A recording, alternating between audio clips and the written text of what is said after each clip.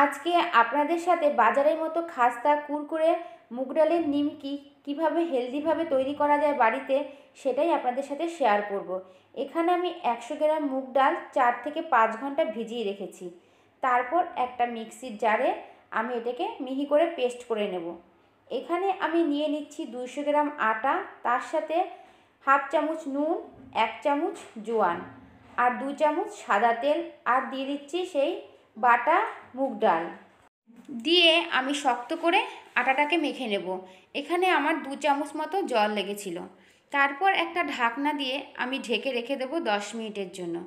এদিকে আমি একটা বাটিতে 2 চামচ সাদা তেল দেব, তার মধ্যে 1 চামচ আটা দিয়ে একটা মিশ্রণ তৈরি করে নেব। ওই আটা থেকে আমি রুটির আকারে লেচি কেটে নিয়েছি। সেখান থেকে একটা লেচি আটা দিয়ে এরকম পাতলা করে বেলে নেব।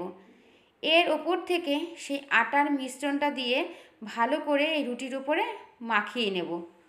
ঠিক এইভাবে সমস্ত জায়গায় এইভাবে ছড়িয়ে দেব। তারপর রুটিটাকে আমি এইভাবে আস্তে আস্তে রোল করে নেব।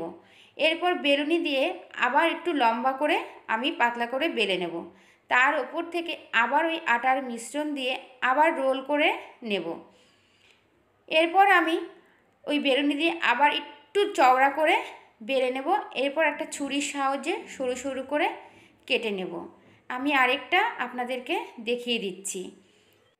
এই মুগ ডালের নমক পাড়ে বা নিমকি আপনারা অন্তত একবার বাড়িতে ট্রাই করবেন, খুবই ভালো লাগবে। এরপর আমি কড়াইতে সাদা তেল গরম করে এক এক করে আমি এই নিমকিগুলো ভেজে নেব। রেসিপিটা যদি আপনাদের ভালো লেগে থাকে তাহলে একটা লাইক আর সাবস্ক্রাইব করার অনুরোধ রইল।